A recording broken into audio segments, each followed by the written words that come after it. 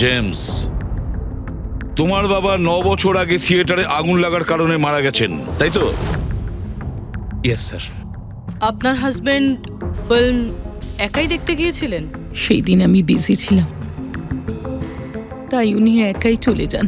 কালকে রাত্রে কোথায় ছিলে তুমি? স্যার আমি আমার বন্ধুদের সঙ্গে ছিলাম। স্যার আমি পাসপোর্ট অফিসে গেছিলাম। ওই দুজনকে আমি এমনি এমনি ছেড়ে দেব না। তো কি করেছিলে তুমি? ভেবেছিলাম যে দিলীপের সাথে ফেস টু ফেস দেখা করব আর ওকে জিজ্ঞেস করব যে তুমি এরকম কেন করলে। স্যার তারপরে আমি আমার বন্ধুদের সাথে বাড়িতে যাই। আমি আমার ওয়াইফের সাথে মলে ছিলাম। স্যার আমার বন্ধুদের জিজ্ঞাসা করতে পারেন।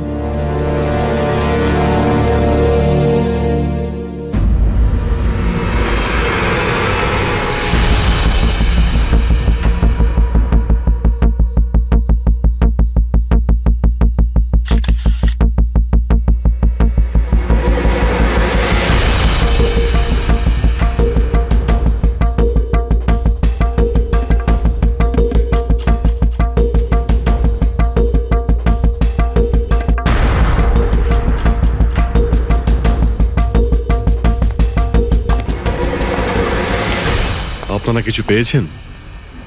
না স্যার, এমনিতেই তো জানা যায় যে কিভাবে আগুন লেগেছে, কিন্তু এখানে তো বোঝাই যাচ্ছে না যে আগুন লাগার কারণটা কি।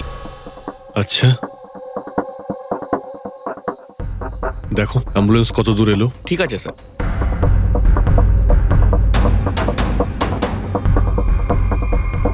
খুব বাজেভাবে ঝলসে গেছে। অদ্ভুত ব্যাপার, জানতেই পারা যাচ্ছে না যে আগুনটা কি করে লাগলো।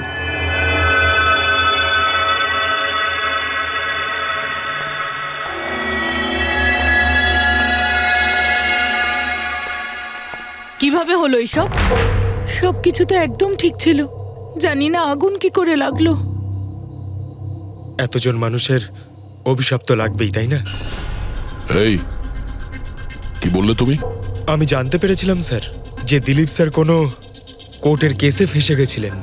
খুব বড়সড় কেস ছিল স্যার, কিন্তু কিছুদিন আগে ছাড়াও পেয়ে গেছিলেন। অনেকে এই নিয়ে রেগেও ছিলেন। আচ্ছা, এই ঘটনার সুযোগ নিয়ে কেউ ওকে মেরে দেয়নি তো? না, কোর্টে উনি নির্দোষ প্রমাণিত হয়েছিলেন, উনি কিচ্ছু করেননি। কি কি কেস ছিল? 9 বছর আগে জামাইবাবু থিয়েটারে আগুন লেগে গিয়েছিল, যার জন্য বেশ কয়েকজন মারাও গিয়েছিল, আর সমস্ত দোষ জামাইবাবুর ঘাড়ে চাপলো। এমনি এমনি কি করে আগুন লাগতে পারে? এটা নিশ্চয়ই কারোর প্ল্যানিং। কাউকে সন্দেহ হচ্ছে আপনাদের? এটা কে করতে পারে? যে কেউ করতে পারে, অনিতাও করতে পারে। কোন কোন অনিতা? টনির ওয়াইফ, ও এখানে এসেও ছিল।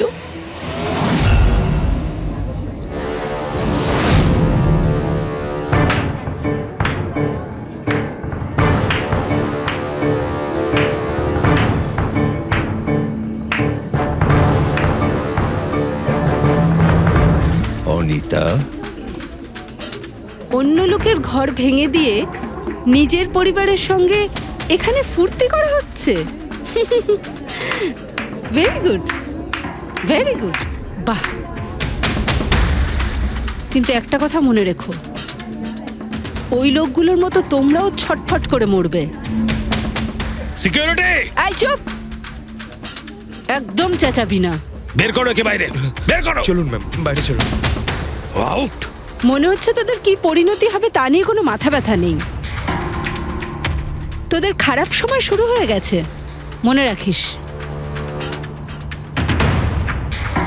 তুই আমার টনির সাথে যা করেছিস না, মনে রাখিস এরপরে তুই আর বেশি দিন বাঁচবি না, শুনেছিস? তুই এই নিয়ে যাবে কে? তুই আর বাঁচবি না, নরকে যাবি তুই। আর তাকিয়ে দেখছো কি? নিয়ে যাবে কে? তোকে নরক যন্ত্রণা ভোগ করতে হবে, ছটফট করে মরবি তুই, মনে রাখিস। আরে যা।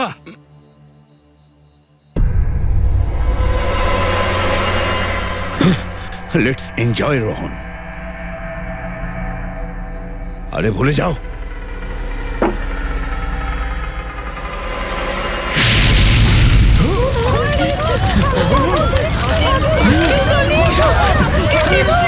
দিলীপ আর রোহনকে যে কেসে ফাঁসানো হয়েছিল, সেই কেসেই কোর্ট টনিকে শাস্তি দিয়েছিল। আচ্ছা, কে কে জানতো যে আপনারা এখানে এই রেস্টুরেন্টে আসবেন? জানি না স্যার। আচ্ছা, দিলীপ বাবু আসার আগে এই চেয়ারের আশেপাশে কাউকে দেখেছিলেন, কোনো অচেনা কাউকে? না স্যার, কাউকেই দেখিনি স্যার।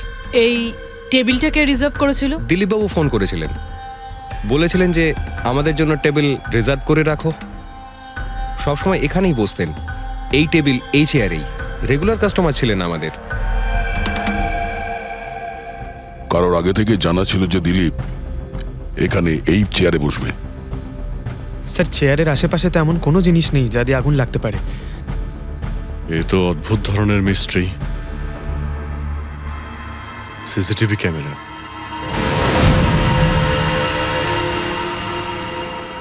এর ফুটেজ থেকে জানতে পারা যাবে কি হয়েছিল এখানে। ও মাই গড, এসব কিভাবে হলো? কে করতে পারে এসব? ওই করেছে যে দিলীপকে খুন করেছে প্রমাণ লোপাটের জন্য। আর যে কেউ কিভাবে এই মনিটর রুমে চলে এলো? তোমার সিকিউরিটি কোথায়? স্যার এই রুমে সিকিউরিটির কোনো প্রয়োজনই হয় না, এর আগে এরকম কখনোই হয়নি স্যার। স্যার স্যার আমার মনে হয় না সিসিটিভি ফুটেজ ডিলিট করার মতো সময়ের কাছে ছিল। ও শুধু ভাঙচুর করেছে। যদি আমরা কোনো এক্সপার্টকে ডাকি স্যার, তাহলে সে হয়তো হার্ড ডিস্ক থেকে রিকভার করতে পারবে।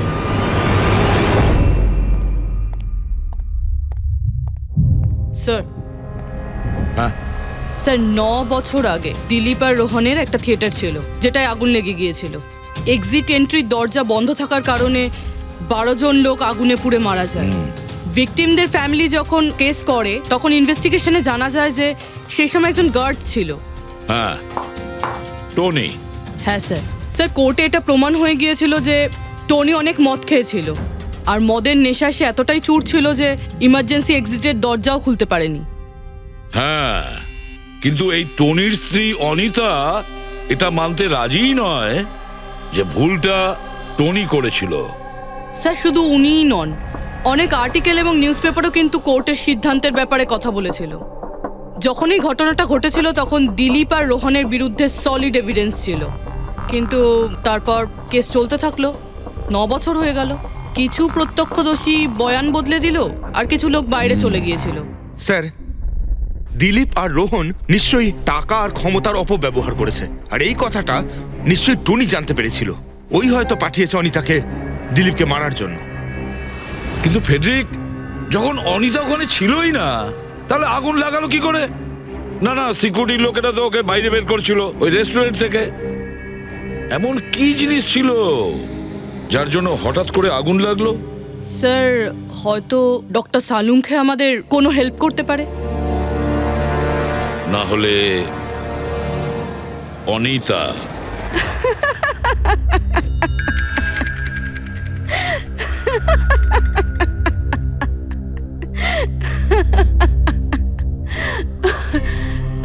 আপনারা তো অবাক হচ্ছেন কেন? আমার হাসি দেখে নাকি দিলীপের মৃত্যুর জন্য? দিলীপের মারা যাওয়াতে এত আনন্দ কিসের? আচ্ছা আমি খুশি হব না তো আর কে হবে বলুন তো? কালকে রাত্রে রেস্টুরেন্টের থেকে বেরোনোর পর তুমি কোথায় গিয়েছিলে? জেলে আমার স্বামীর সঙ্গে দেখা করতে। ওয়ার্ডেনের কাছে সমস্ত রেকর্ড আছে, আপনারা চাইলে চেক করতে পারেন। সেটা তো আমরা করবই। আর এইটাও যে তুমি ওই আগুনটা লাগালে কিভাবে? কোনো কালো জাদু করেছিলে তুমি? দিলীপের গায়ে হঠাৎ করে আগুন লাগলো কি করে? কালো জাদু জানলে অবশ্যই প্রয়োগ করতাম, কিন্তু আমি খুব খুশি হয়েছি দিলীপও ঠিক সেইভাবেই ছটপট করে মরেছে যেভাবে 9 বছর আগে ওই নিরীহ লোকগুলো মারা গেছিল, যেটা শাস্তি এখন আমার স্বামী টনি ভুগছে। তুমি এইটা কিভাবে বলতে পারো যে টনির কোনো ভুল ছিল না? তুমি তো ওখানে ছিলেই না। আমি ওখানে ছিলাম না, কিন্তু টনি এখানে ছিল। সেদিন ওর শরীর খারাপ ছিল। ওর মালিকদের মানে রোহন আর দিলীপকে বলে তাড়াতাড়ি বাড়ি চলে আসে আগুন লাগার অনেক আগেই। ভুল ওদের দুজনের ছিল, ওরাই পুরনো দরজা ঠিক করায়নি, যার জন্য ওখানে আগুনে পুড়ে অনেক লোক মারা গেছিল। আমার স্বামীর নয়, ওদের দুজনের দোষ ছিল। তাতে তোমার নিশ্চয়ই খুব রাগ হয়েছিল। ওদেরকে মেরে ফেলারও ইচ্ছে হয়েছিল। 12 জন মারা গেছিল ওখানে। আমার থেকে অনেক বেশি রাগ ওদের পরিবারের লোকেদের হয়েছিল, কিন্তু এখন হয়তো ওরা খুব খুশি দিলীপের মৃত্যুর খবর শুনে। খুব খুশি হয়েছে। ওরা আরো বেশি আনন্দ পাবে যেদিন রোহন পুড়ে মরবে।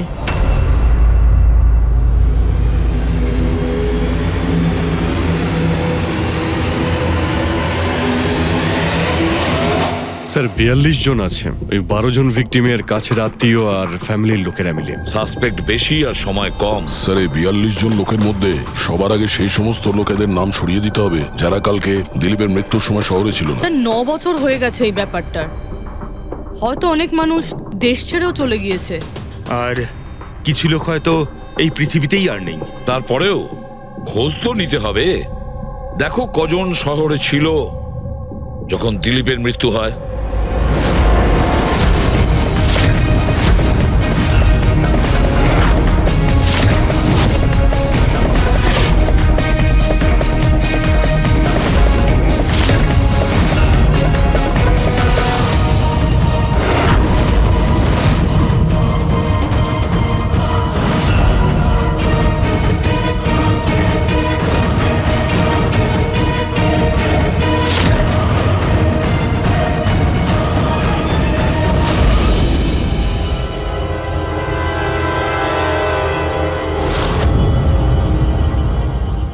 হ্যাঁ পঙ্কজ, কজন এখানে আছে? 27 জন স্যার, যারা সেই সময় শহরে ছিল, আর ওদের দিলীপকে মারার কারণও ছিল। ঠিক আছে, সবাইকে বিউরোতে ডাকো। দেখা যাক ওরা নির্দোষ হওয়ার কি গল্প শোনায় আমাদের। জেমস, তোমার বাবা 9 বছর আগে থিয়েটারে আগুন লাগার কারণে মারা গেছেন, তাই তো? Yes sir. আপনার হাজবেন্ড ফিল্ম একাই দেখতে গিয়েছিলেন? সেই দিন আমি বিজি ছিলাম, তাই উনি একাই চলে যান। কালকে রাত্রে কোথায় ছিলে তুমি? স্যার আমি আমার বন্ধুদের সঙ্গে ছিলাম। স্যার আমি পাসপোর্ট অফিসে গেছিলাম। ওই দুজনকে আমি এমনি এমনি ছেড়ে দেব না। তো কি করেছিলে তুমি? ভেবেছিলাম যে দিলীপের সাথে ফেস টু ফেস দেখা করব, আর ওকে জিজ্ঞেস করব যে তুমি এরকম কেন করলে। স্যার তারপরে আমি আমার বন্ধুদের সাথে বাড়িতে যাই। আমি আমার ওয়াইফের সাথে মলে ছিলাম। স্যার আমার বন্ধুদের জিজ্ঞাসা করতে পারেন। স্যার যদি ওর সাথে আমার দেখা হতো তাহলে ও রেস্টুরেন্টে বেঁচে ফিরতো না। দিলীপ ওর কর্মের শাস্তি পেয়ে গেছে। আমি রেস্টুরেন্ট থেকে জানতে পারলাম যখন যে দিলীপের সাথে কি হয়েছে, তখন মনে শান্তি পেলাম স্যার। আর বাকি থাকলো রোহন, ও তার কর্মের শাস্তি নিশ্চয়ই পাবে। এবার এই 27টা নামের মধ্যে তাদের নামগুলো রেখে দাও যারা ঘুরিয়ে ফিরিয়ে উত্তর দিচ্ছিল, আর যারা নিজেদের উত্তর অনেক আগে থেকেই তৈরি করে রেখেছিল।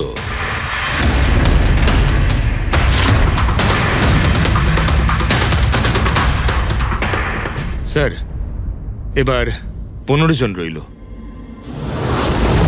এবার এই 15 জনকে ওই দিনের ব্যাপারে জিজ্ঞাসা করতে হবে যখন 9 বছর আগে থিয়েটারে আগুন লেগেছিল। দেখা যাক কে সব থেকে বেশি রেগে যায় আর কে মুখ ঘুরিয়ে নেয়। স্যার আমার ভাই মাধ্যমিক পাশ করেছিল। ও বলেছিল বন্ধুদের পার্টি দিতে চায়, সিনেমা দেখাতে চায়, টাকা দাও। স্যার আমি সেই জন্য ওকে টাকাও দিয়েছিলাম। হয়তো ওই টাকাটা আমার ওকে দেওয়া একেবারেই উচিত হয়নি স্যার। যে এই কাজটা করে থাকুক খুব ভালো করেছে। আজকে আমি খুশি, আজ আমি খুব খুশি। কুমারবাবু, আপনি ইউনিভার্সিটিতে ফিজিক্সের প্রফেসর, তাই তো? Yes sir, head of the department physics. কিন্তু আমার নিজের ছেলেরই পড়াশোনায় কোনো ইন্টারেস্টই ছিল না। অনেক বকেছি আমি ওকে, কিন্তু তাতে কোনো রকম কোনো লাভই হয়নি। 1 নম্বরের বদমাইশ হয়ে উঠেছিল। সেদিনও কলেজ বাঙ্ক করে বন্ধুদের সাথে সিনেমা দেখতে চলে গিয়েছিল। আর স্যার তারপর ও আর কোনোদিন বাড়ি ফিরে আসেনি। হিমেশ, রাইট? তুমি কন্ট্রাক্টর না? হ্যাঁ স্যার।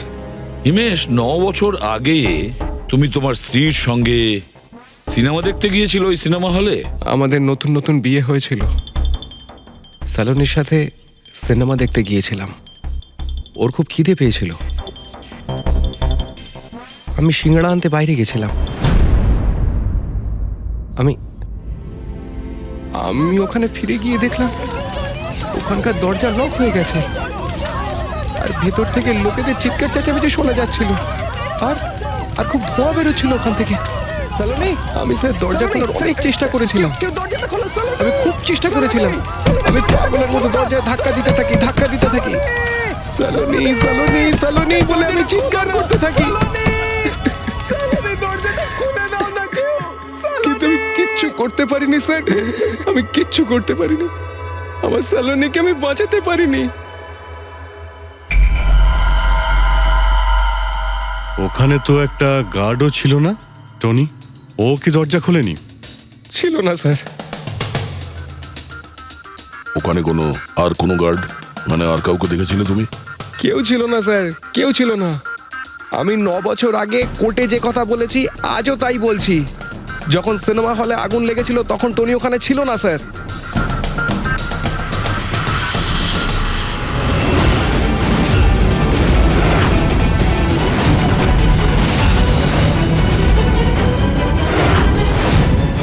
স্যার, এই হলো আমাদের 15 জন সাসপেক্ট যারা দিলীপকে খুন করতে পারে।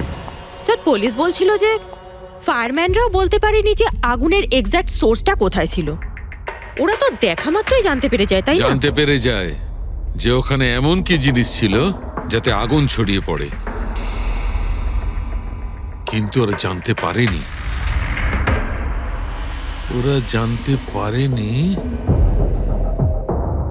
ওরা এই জন্য জানতে পারেনি কারণ ওই জিনিসটার না ছিল কোনো গন্ধ, না ছিল রং।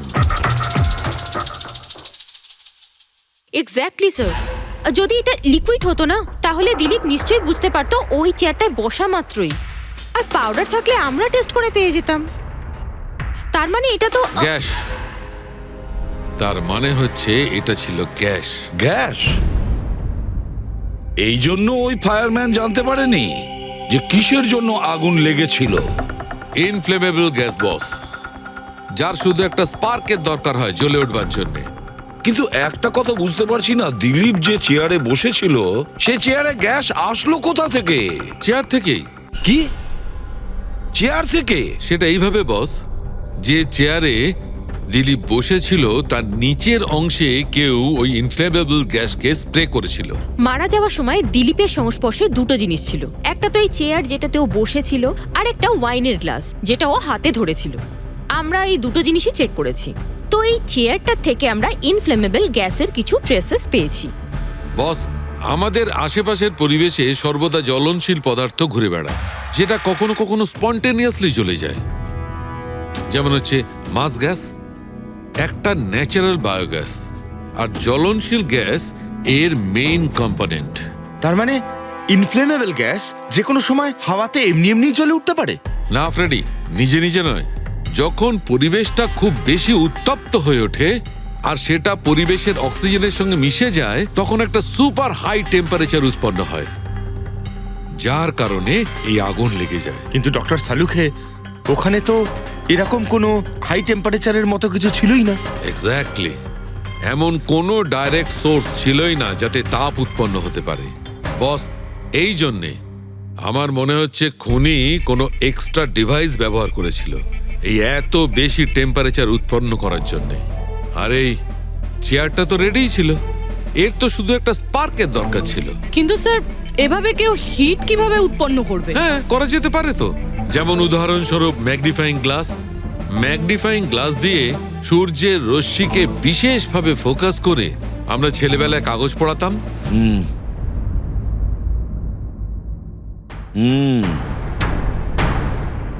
মনে হচ্ছে ওই রেস্টুরেন্টে আবার যেতে হবে,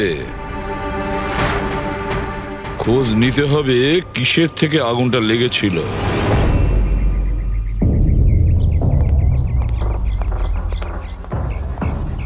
সব জায়গায় দেখে ফেলেছি স্যার, কিন্তু এমন কিচ্ছু খুঁজে পেলাম না যা দিয়ে আগুন লাগতে পারে। আর এটা ওপেন এয়ার রেস্টুরেন্ট। যখন খুনি দিলীপের চেয়ারের নিচে ওই ইনফ্লেমেবল গ্যাস স্প্রে করেছিল, কেউ তো দেখেছিল। সেটাই তো, চেয়ারে হঠাৎই আগুন লেগে যায় আর দিলীপ পুড়ে মারা যায়। কেউ কিছু দেখেনি আর না আমরা কোনো প্রমাণ পাচ্ছি। স্যার, ওই data expert CCTV footage recover করে ফেলেছে, আপনারা দেখতে পারেন স্যার। গুড। দয়া, তুমি গিয়ে দেখো, ততক্ষণ আমি এখানে দেখছি কিছু পাওয়া যায় কিনা। স্যার, দিলীপ আর ওর ফ্যামিলি আসার 15 মিনিট আগের ফুটেজ এটা।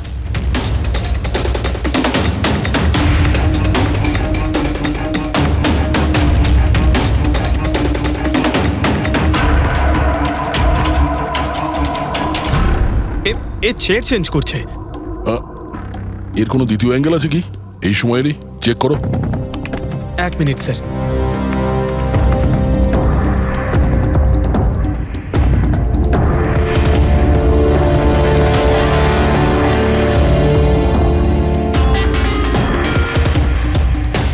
ও চেয়ারটার সঙ্গে কি করছে? গ্যাস স্প্রে করছে নাকি? হ্যাঁ, ও নিজের চেয়ারে গ্যাস স্প্রে করলো আর ও নিজের চেয়ারের সঙ্গে ওই চেয়ারটা বদলে দিল যেটায় দিলীপ বসতো।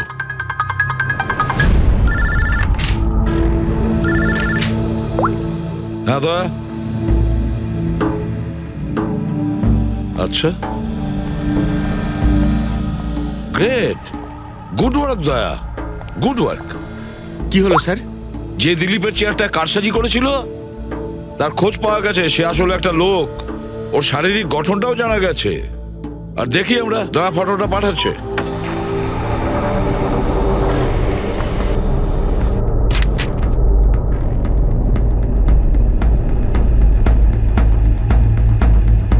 খুনি এই বাকি লোকগুলোর মধ্যেই কেউ একজন, এদেরই মধ্যে কেউ। আর এবার এর পরের শিকার রোহান।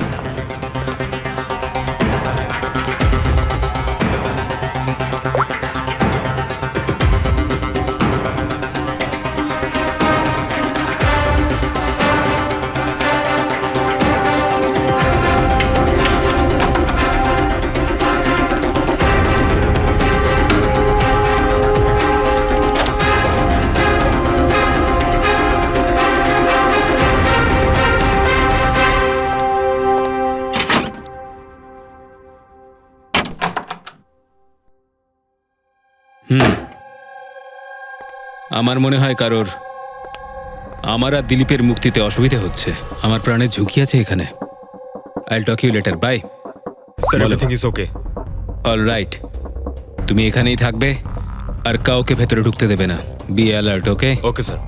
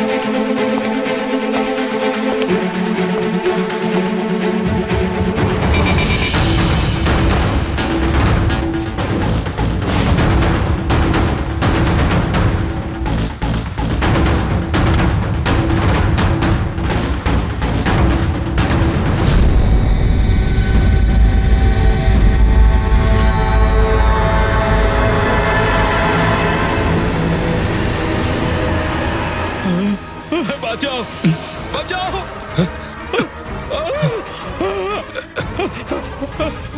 বাঁচাও, বাঁচাও, বাঁচাও ওকে, জল দাও, জল, বাঁচাও, বাঁচাও, বাঁচাও। স্যার, আসি sir. Sir, sir, 1 minute sir. Sir, বাঁচাও, স্যার, বাঁচাও, জল, জল দাও, স্যার, বাঁচাও, বাঁচাও।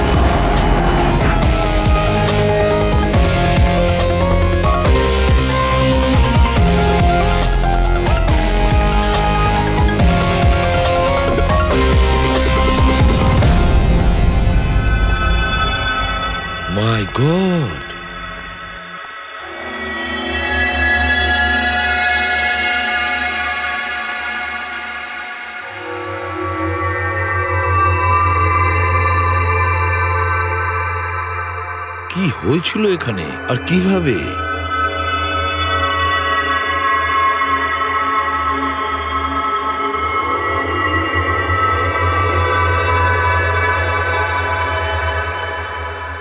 এখানে আর অন্য কোনো জিনিসের স্মেল পাওয়া যাচ্ছে না, শুধু এই পোড়া লাশটার দুর্গন্ধ ছাড়া। মানে স্যার এই মার্ডারটাও ইনফ্লেমেবল গ্যাস দিয়েই করা হয়েছে হয়তো। এসব হলো কিভাবে? হ্যাঁ স্যার আসলে আমি রোহন স্যারের বডিগার্ড। আচ্ছা, তাহলে আপনারা কোথায় ছিলেন যখন এসব হলো? স্যার রোহন স্যার আমাকে বাইরে পাহারা দিতে বলেছিলেন। তার কিছুক্ষণ পরেই আমি ওনার চিৎকার শুনতে পেয়ে ওনার রুমের দিকে দৌড়ে আসি আর দেখি দরজার চারদিক থেকে ধোঁয়া বেরোচ্ছিল। আমি অন্য চাবি দিয়ে দরজা খুলে ভিতরে যাওয়ার পর দেখলাম যে স্যার ততক্ষণে রোহন স্যার পুড়ে গেছেন। আপনারাও কেউ কিছু জানেন না? অদ্ভুত ব্যাপার, রুমের মধ্যে কোনো সূত্র পাচ্ছি না, শর্ট সার্কিট হয়নি, পর্দাটা ভেতর থেকে বন্ধ, এই উইন্ডোজটা পার্মানেন্টলি ক্লোজড, কেউ বাইরে থেকে ভেতরেও আসতে পারবে না, আর বাইরে থেকে ভেতরে কোনো ভিউও নেই, কেউ দেখতেও পাবে না। তাহলে লোকটা মরলো কিভাবে? এটার থেকে আগুন লেগেছে বস।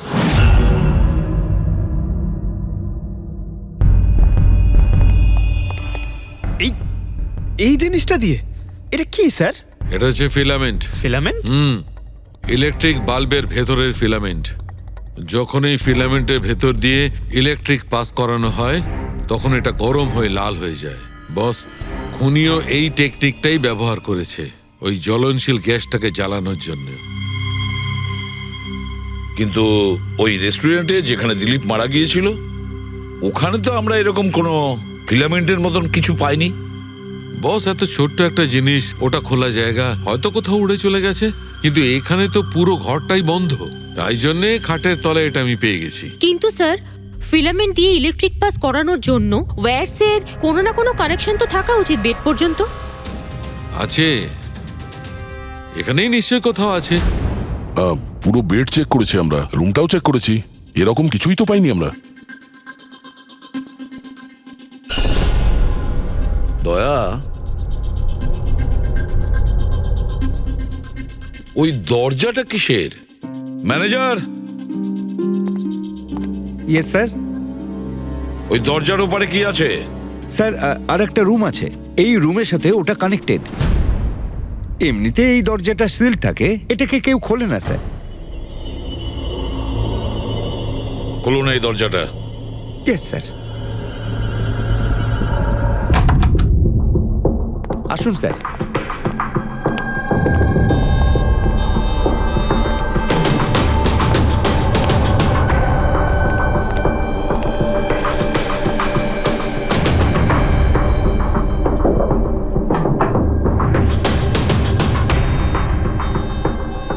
আচ্ছা ম্যানেজার বাবু, কার রুম এটা? কে থাকে এই রুমটাতে? কোনো একজন গেস্ট স্যার, ডিটেলস চেক করতে হবে। দেখুন।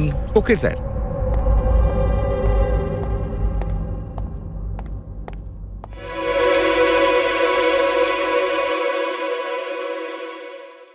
স্যার, ওখানে ওই রুমের মধ্যে যা হয়েছে স্যার সব এই রুম থেকেই করা হয়েছে স্যার।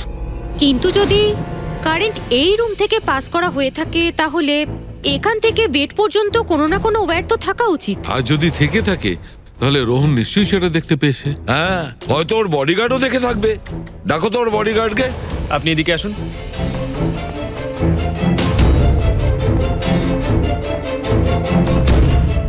একটা কথা বলো, যখন তুমি রোহনের ঘরে এসেছিল তখন কোনো তার দেখেছিলে এখানে এই দরজা থেকে ওই রুম পর্যন্ত? কোনো কিছু? না স্যার, রোহন স্যার এই রুমে ঢোকার আগে আমি এই রুমটাকে খুব ভালো করে চেক করেছিলাম, কিন্তু তার বা সেরকম কিছু আমার চোখে পড়েনি। ঠিক আছে, যাও তুমি। যাই হোক না কেন দয়া, খুনি এই দরজাটা ব্যবহার করেছে।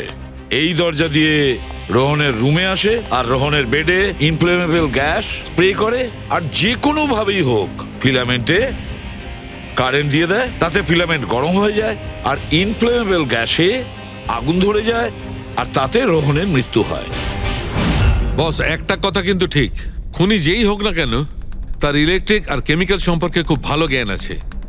প্রফেসর কুমার, ফিজিক্সের প্রফেসর কুমার, ওর থেকে আর কে বেশি জানতে পারে এই ব্যাপারে? দয়া, স্যার। ওই প্রফেসর কুমারের সঙ্গে দেখা করো। স্যার।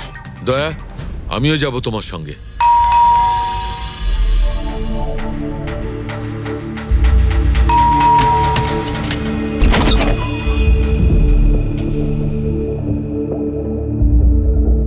প্রফেসর কুমার আছেন বাড়িতে? হ্যাঁ আছেন, কিন্তু আপনারা? সিআইডি। সিআইডি? সব ঠিক আছে তো স্যার? হ্যাঁ, ওনাকে কিছু জিজ্ঞাসা করার আছে। কোথায় উনি? বাইরে বাচ্চাদের পড়াচ্ছেন, আমি ডেকে আনছি। ঠিক আছে ঠিক আছে, আমরা দেখছি।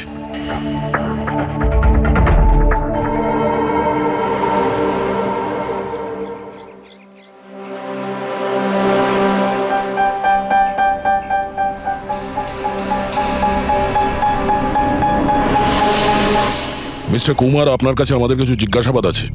বলুন, কি জানতে চান? আপনি এটাকে চেনেন? এটা তো ফিলামেন্ট। গুড, ঠিক চিনেছেন আপনি। আপনি জানেন আমরা এই ফিলামেন্টটা কোথা থেকে পেয়েছি? সেটা তো আপনারাই বলতে পারবেন কোথা থেকে পেয়েছেন। রোহনের বিছানার নিচে। কাল রাত্রে রোহন ওই বিছানাতেই পুড়ে মারা গেছে। হোয়াট? রোহনও মারা গেছে? কাল রাত্রে আপনি কোথায় ছিলেন? রাত 9টা থেকে ভোর 3টে পর্যন্ত। আপনারা আমাকে সন্দেহ করছেন? এটা আমাদের প্রশ্নের উত্তর হলো না মিস্টার কুমার। কাল আমি সারা দিন আর সারা রাত্রি বাড়িতেই ছিলাম। কোনো প্রমাণ? আগে আমার কাজের লোক রামু আর Bikash, please come here.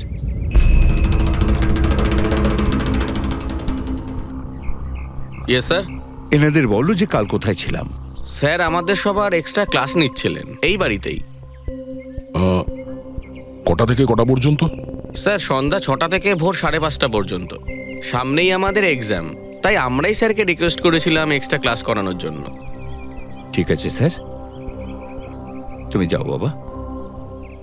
Sir, আমার আরো 5 জন স্টুডেন্টস আছে যারা কাল সকাল 9টা থেকে 5:30 পর্যন্ত আমার কাছে ছিল। বলেন তো ওদেরও ডাকি? ঠিক আছে, এবার আমি যেতে পারি স্টুডেন্টদের পড়াতে? Please please. Thank you.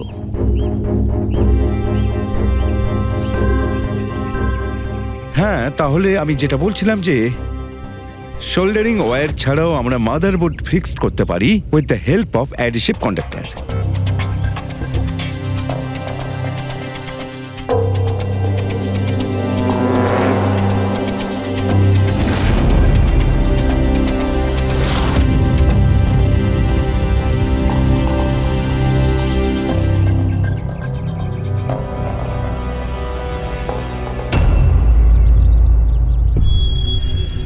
My god, my god! আরে ভাই, কি ব্যাপারটা? কি? আরে ভাই, এই ভুলটা আমি কি করে করলাম? কি? গড, বুড়ো হয়ে গেছি আমি বুড়ো হয়ে গেছি। দয়া, একটা কাজ করবে, 1 ঘন্টা পরে ফরেন্সিক ল্যাবে দেখা করো। একটা জিনিস দেখাবো। 1 ঘন্টা পরে। আরে ওই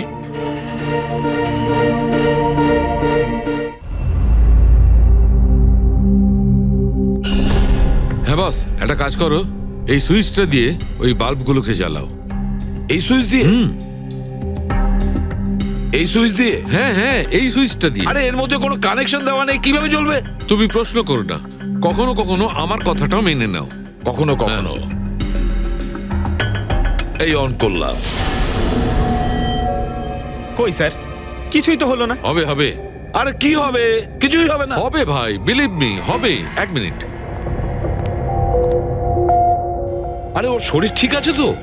হ্যাঁ স্যার, জানি না কি হয়েছে, প্রফেসর কুমারের সঙ্গে দেখা করে আসার পর থেকেই উনি বাল্ব নিয়ে খেলে যাচ্ছেন।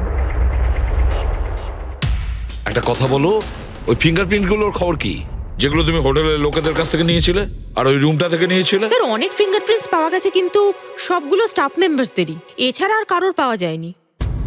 এটা কিভাবে সম্ভব? এই যে দাদা, একটু এই দিকেও দেখুন। হ্যাঁ হ্যাঁ, দেখছি। হ্যাঁ,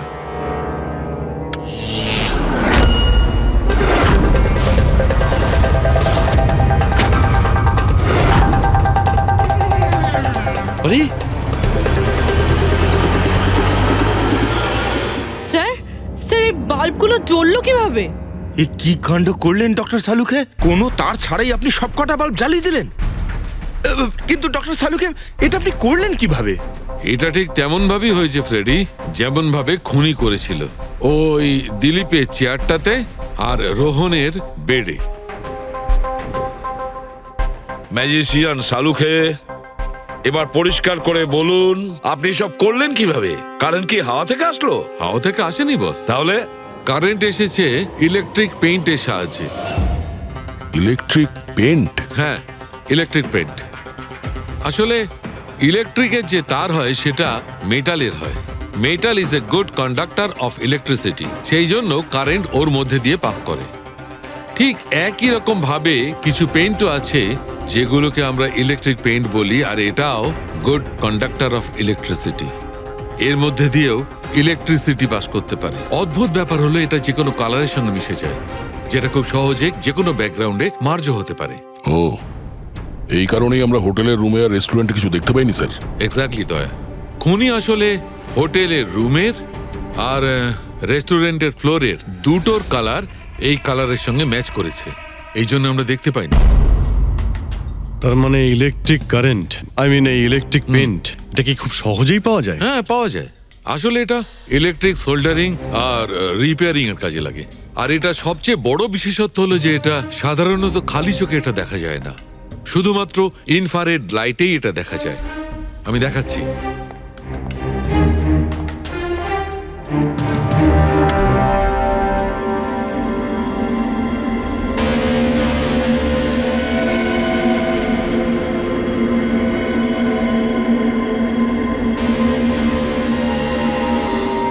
দেখেছো বস? হ্যাঁ, খনিও ঠিক এইভাবেই ইলেকট্রিক পেইন্টের ব্যবহার করেছে আর এই সার্কিট তৈরি করেছে।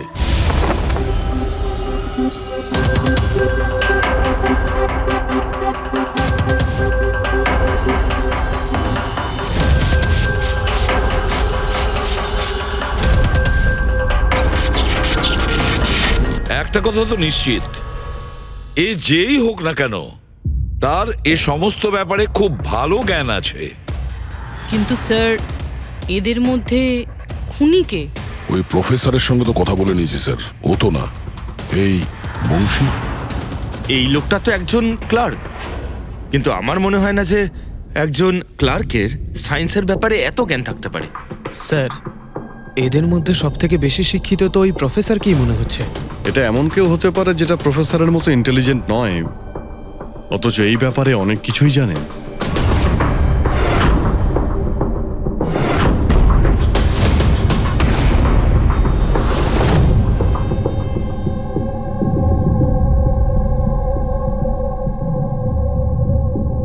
সেই লোকটা অভিজিৎ, এই লোকটাই সে। মনে পড়ছে কি বলেছিল আমাদের, যে ও কি কাজ করে?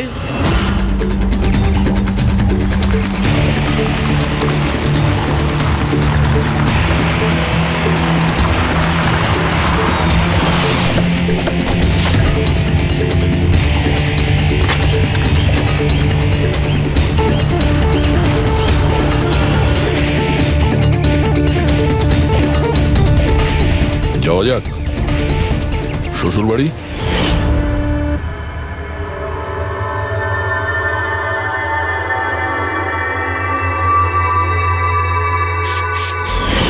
দিলীপ আর রোহনের উপর কেস হয়েছিল, কিন্তু আমি জানতাম ওরা টাকার পাওয়ারের জোরে ছাড়া পেয়ে যাবে। কিন্তু ওদের কাছে টাকা থাকলে আমার কাছে ছিল বুদ্ধি। অনেক মাস ধরে ওদের আমি ফলো করেছি, ওরা কোথায় যাচ্ছে, কি করছে, কার সাথে দেখা করছে, সবকিছু। আর শেষ পর্যন্ত ওদের দুজনকে মারার উপায় আমি পেয়েই যাই, ইলেকট্রিক পেন্ট আর সার্কিটের মাধ্যমে। এই দুটো জিনিসের বিষয়ে আমি খুব ভালো করে জানতাম। ব্যাস, দিয়ে দিলাম দুজনকে শাস্তি। দুজনকে মেরে ফেলেছি জ্যান্ত পুড়িয়ে, যেভাবে ওরা আমার সালোনিকে মেরেছিল। হিমেশ, তোমার স্ত্রীর সঙ্গে যা কিছু হয়েছে সেটার জন্য আমরা সবাই দুঃখিত। কিন্তু দিলীপ আর রোহনকে মেরে তুমি কি পেলে? তুমি কি ফিরে পেলে তোমার স্ত্রীকে? প্রতিশোধের আগুনে পুড়ে তুমি দুজনকে মারলে আইন তোমাকে কোনোদিন ক্ষমা করবে না। কঠোর থেকে কঠোরতম শাস্তি হবে তোমার।